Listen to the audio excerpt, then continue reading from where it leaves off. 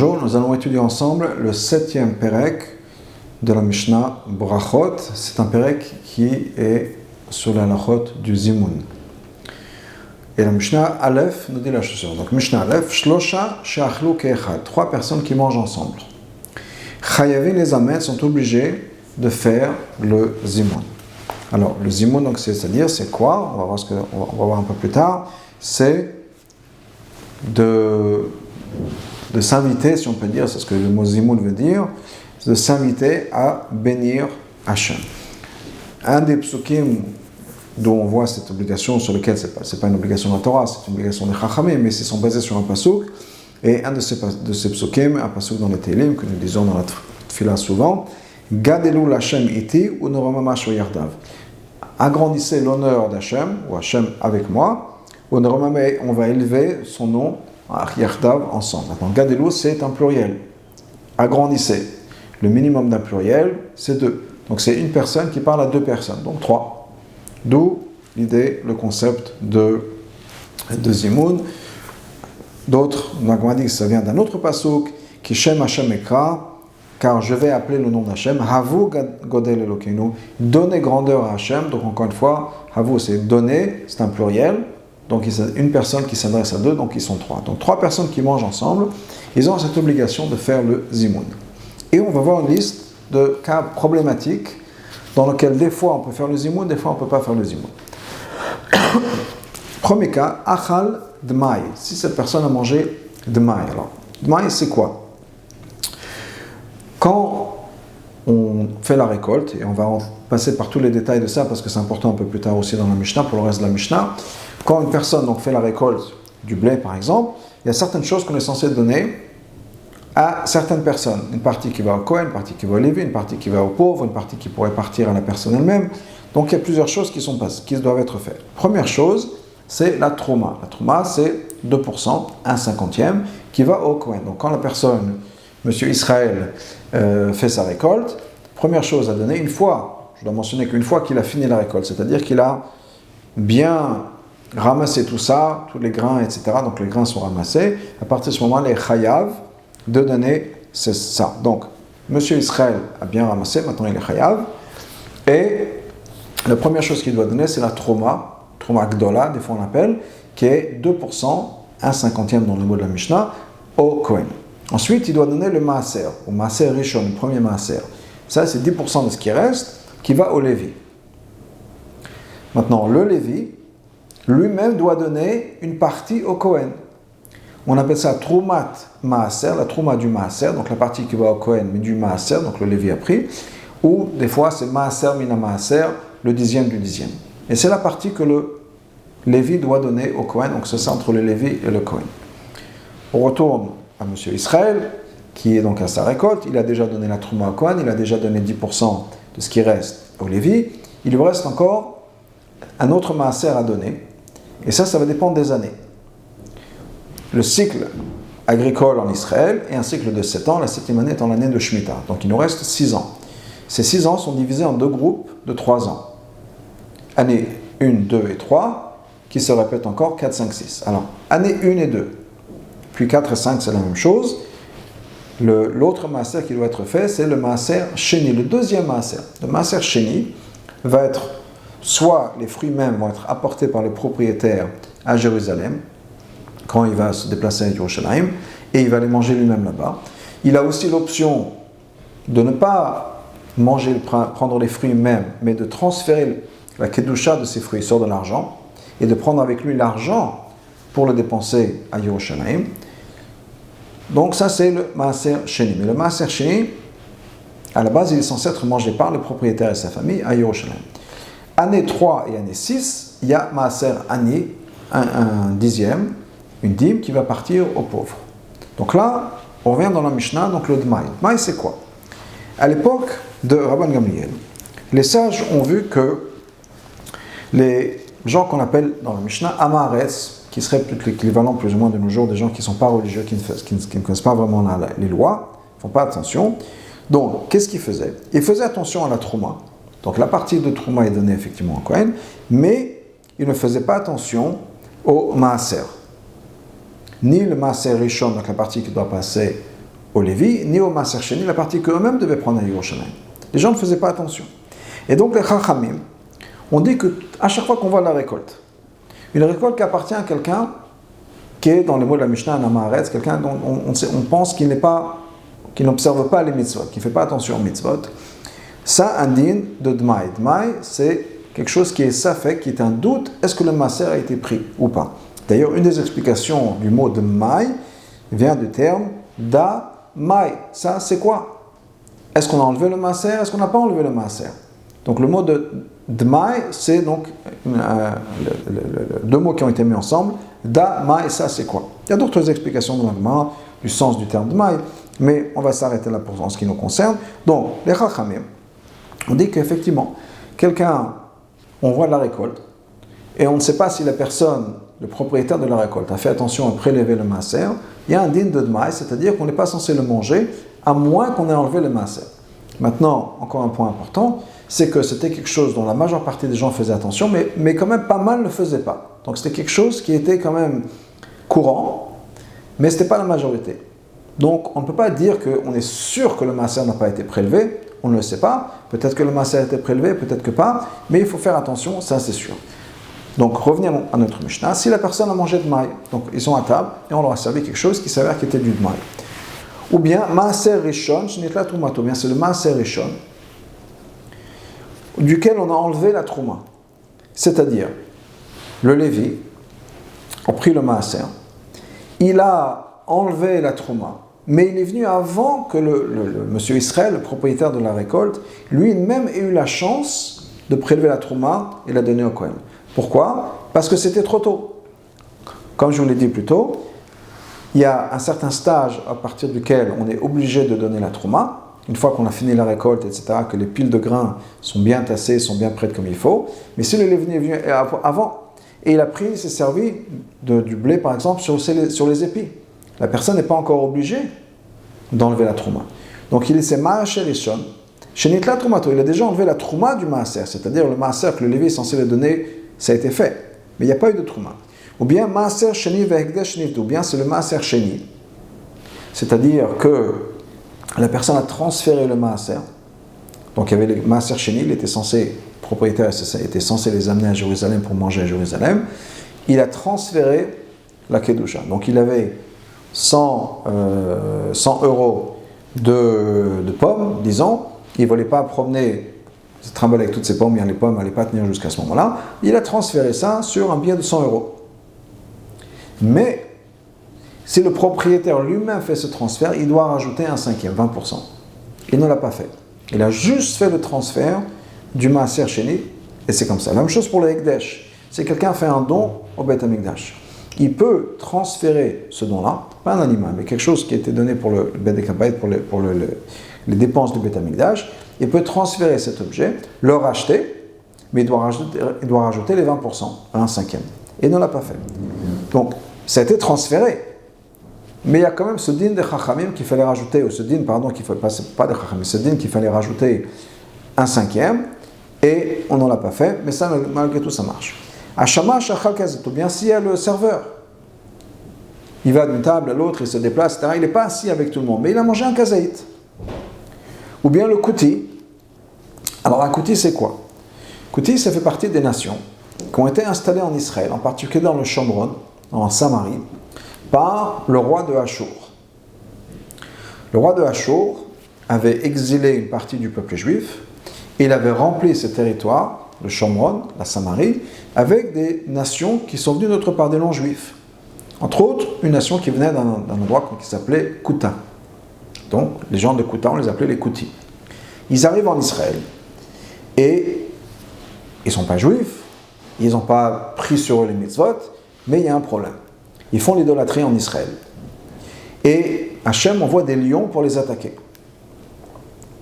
Ils se retournent vers le roi non-juif, le roi d'Achour, qui les a envoyés là-bas. Mais regarde ce que tu nous fais. On ne connaît pas les règles du Dieu de la terre d'Israël. On ne sait pas comment il faut exactement se comporter. Et donc, on a dû fâcher le Dieu de la terre d'Israël. Et il y a des lions qui sont venus, on ne sait pas quoi faire, on est tous en danger de mort. Alors, le roi, il leur a dit, vous savez quoi, prenez avec vous un Kohen juif, il va vous enseigner la halakha, et comme ça, vous allez savoir comment vous comporter sur la terre d'Israël. Et c'est ce qu'ils ont fait. Et donc, ils ont appris, ils ont accepté les mitzvot, ou certaines mitzvot en tout cas, mais pas toutes. Et comme le pasuk nous dit, c'est dans Malachim Bet, qu'ils ont continué à faire l'idolâtrie en même temps qu'ils servaient Hachem. Pourquoi est-ce qu'ils servaient Hachem? Ils servaient Hachem parce que les 10, c'était une raison de sécurité. On est dans un endroit, il faut faire plaisir au Dieu de l'endroit. Donc, ils se comportaient en Israël avec certaines mitzvot qu'ils avaient acceptées. Chazal nous dit que les mitzvot sur lesquels les Koutis faisaient attention, ils faisaient encore plus attention que les Juifs. Mais certaines mitzvot, ils avaient accepté, d'autres, et en même temps, ils continuaient à faire l'Avodat Zarah. Donc le Kouti, qui est une personne qui est juif d'une certaine partie, parce qu'ils ont accepté certaines mitzvot, tout cela, donc ces gens-là, on peut les faire participer aux imoun. Donc si on a mangé la nourriture, s'il y avait un problème au niveau de la nourriture, qui était ok, mais problématique, mais il y en a personne qui a participé.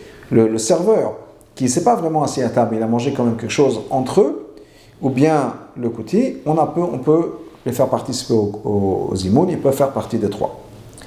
Aval, mais nous dit la Mishnah, maintenant, Achal Tevel, quelqu'un qui a mangé du Tevel. Tevel, c'est quelque chose, c'est une récolte pour laquelle on n'a pas enlevé la Trouma. On était censé donner la Trouma, et on n'a pas enlevé la Trouma le Maaser, donc c'est interdiction d'y toucher. Ou bien Maaser Rishon, quelqu'un, le Lévi a pris le Maaser Rishon, chez l'onit la Tomato, duquel on n'a pas enlevé la Trouma. Interdiction d'y toucher. Là, on s'agit du cas où, effectivement, le Lévi est venu après que l'Israël soit obligé d'enlever la Trouma, et il n'a pas encore donné la partie. Ou bien Maaser Sheni Vekdesh, ou bien le Maaser Sheni, qui n'a pas été racheté. Ça n'a pas été transféré. Donc la personne mange des fruits de Maaser Sheni à l'extérieur de Jérusalem, il n'est pas censé le faire, il n'a pas le droit de le faire. Ou bien des choses qui ont été données, offertes au Beth Amikdash, qui n'ont pas été rachetées. Du tout, pas qui manque le 1/5. Ils n'ont pas du tout été rachetés. Dans ce cas-là, on n'a pas le droit d'en manger. Ou bien Hashama Shachal Pachot Mekazait, le serveur qui a mangé moins d'un kazait. Tout ça, vers nos chiens non-juifs, on ne peut pas les compter pour le Birkat Hamazon. Ils ne comptent pas pour le Birkat Hamazon. Mishnah Bet. Nashim vavadim uktanim. Les femmes, les serviteurs et les enfants.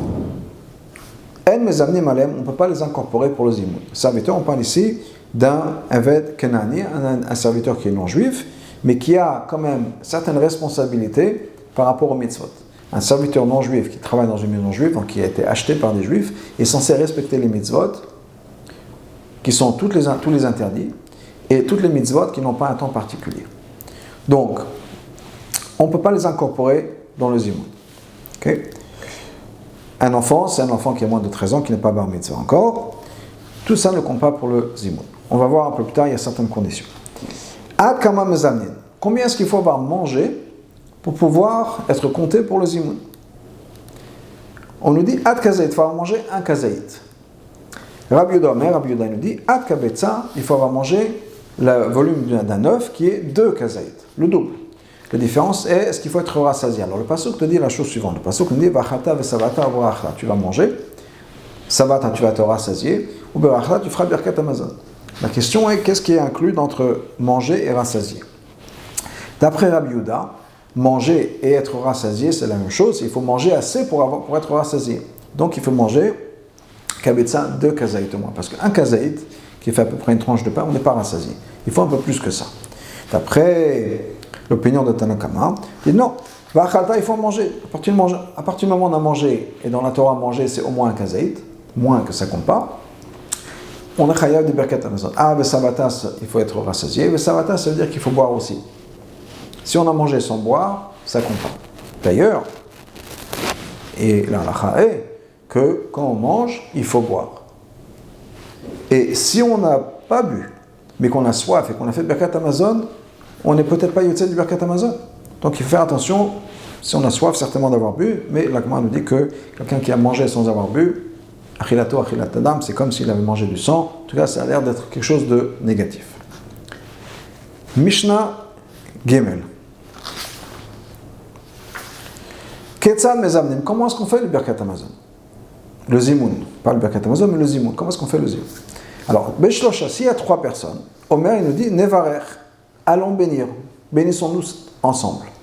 Et on va voir que c'est un format qui va se répéter plusieurs fois dans la Mishnah. Donc Nevarer, ou comme on dit des fois dans le Siddur, Havlan venivrir, allons faire le birkat hamazon, ou on le dit en yiddish, Rabotai, Mir Benchen, nous allons faire le Birkat Hamazon, mais c'est l'idée, faisons-nous le Birkat Hamazon, ou bien, comme on dit, Rabotai Nevarech. Rabotai, c'est messieurs, Nevarech, faisons le Birkat Hamazon, donc c'est le mot de la Mishnah. Bishlosha Ve'u, s'il y a 3 personnes plus lui, Omer, il leur dit, Barechou, bénissez, donc c'est comme s'il leur parle à eux. Donc s'il y a déjà un groupe de 3, sans avoir besoin de la personne qui fait le zimoun, donc c'est les inviter à faire le Birkat Hamazon, et donc il leur a dit à eux, Barechou, bénissez.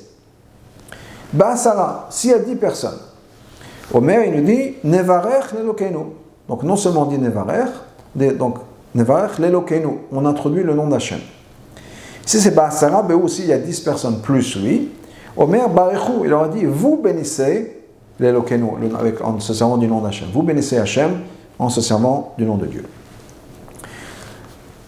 Ça c'est la Mishnah qui suit l'opinion de Rabbi Yossi Aglili et l'opinion de Rabbi Akiva. On va voir vers la fin de la Mishnah qu'il y a une différence d'opinion entre Rabbi Yossi Aglili et Rabbi Akiva. Mais d'après certains commentateurs de la Mishnah, jusque-là c'est l'opinion de Rabbi Akiva. Et on rentre maintenant dans l'opinion de Rabbi Yossi Aglili, qui n'est pas ce qu'on fait de nos jours.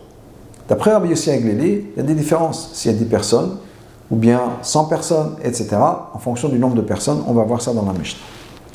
Donc,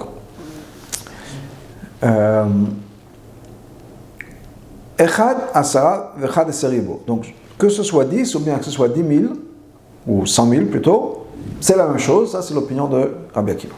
Bemea, vient l'opinion de Rabbi Yossi Aglili. Donc, si maintenant il y a 100 personnes, ils disent Nevarech Hashem Elokeinu. On rajoute. Au début, si c'est 3, on dit Nevarech. Si c'est 10, on dit Nevarech Elokeinu. Si c'est 3, on dit Nevarech Hashem Elokeinu. Maintenant, ou maintenant, s'il y a 100 et 1, donc lui, il peut dire, il va leur dire Barechou, vous bénissez Hashem Elokeinu. Be'elef, s'il y a 1000 personnes, Omer, Nevarech Hashem Elokeinu Elokei Israël. On rajoute encore un nom de Dieu. Donc, Nevarech, on va faire la bracha, l'Hachem Elokeinu, Elokei Israël, le Dieu d'Israël. Si c'est Be'eleveu, s'il y a 1000 et lui, Omer Baruch leur dit, vous bénissez l'Hachem Elokeinu, Elokei Israël. Beribo, s'il y a 10 000 personnes, Omer dit, Nevarech l'Hachem Elokeinu, Elokei Israël, Elokei Atzvaot, Yoshev Akruvim al Amazon Shachanu.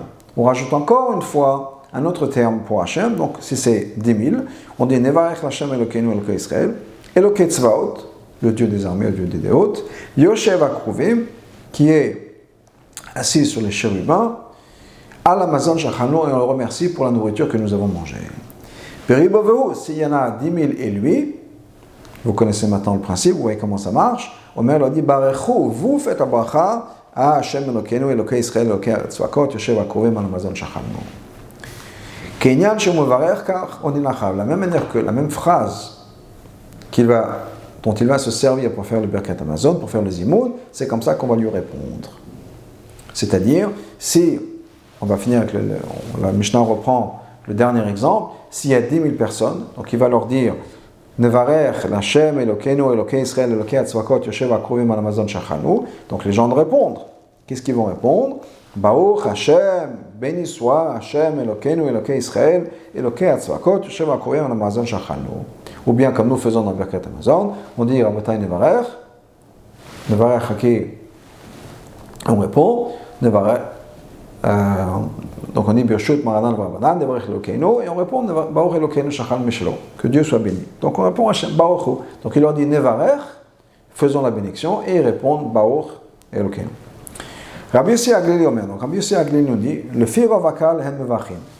Le Zimoun va en fonction du groupe, du nombre de personnes qu'on a. Justement, comme c'est marqué, B'mekalot Baruchu Elokim Hashem Mimkor Israël. B'mekalot en groupe, Baruchu Elokim, bénissez Hashem Mimkor Israël, de la source du peuple juif, c'est-à-dire, ça dépend du groupe. Quand il y a un groupe, en fonction du groupe, on mentionne des choses différentes. Ça, c'est l'opinion de Rabbi Yossi Aglili. Amar Rabbi Akiva. Rabbi Akiva nous dit la chose suivante. Comment est-ce qu'on fait dans la synagogue? Et qu'il y a beaucoup de gens, qu'il n'y a pas beaucoup de gens, qu'il y a un minyan ou qu'il y a 10 000 personnes dans la synagogue, on met Baruch Hu Hashem, quand on fait Baruch Hu, on dit Baruch Hu Hashem Evarach, on bénit Hashem. Donc il y a deux choses qui sont différentes.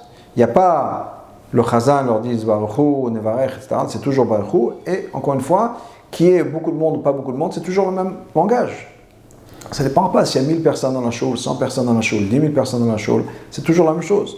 Donc, d'après Rabbi Akiva, on ne change pas pour le zimoun. À partir du moment où il y a un minyan, donc il y a 3 personnes, ensuite il y a le minyan, une fois qu'on a le minyan, qu'il y ait 10 ou qu'il y ait 10 millions, c'est la même chose. On dit Baruch Hu et Hashem. Rabbi Shmuel Omer, Rabbi Shmuel dit Baruch Hu et Hashem Amevorach. Donc c'est pas juste Baruch Hu et Hashem, on dit Baruch Hu et Hashem Amevorach. C'est ce qu'on fait. Donc quand on fait Baruch Hu à la synagogue, bien Birkat Torah, ce que Rabbi Shmuel nous dit, on fait Baruch Hu et Hashem, et on répond Baruch Hashem Amevorach l'olam vaed, ou Baruch Hu et Hashem Amevorach. On répond donc comme Rabbi Shmuel. Mishnah Dalet. Shlosha shachlu kechad, 3 personnes qui ont mangé ensemble. Enan reshayin lechalek, ils n'ont pas le droit de se séparer. Parce que s'ils se séparent, il n'y aura plus de zimoun.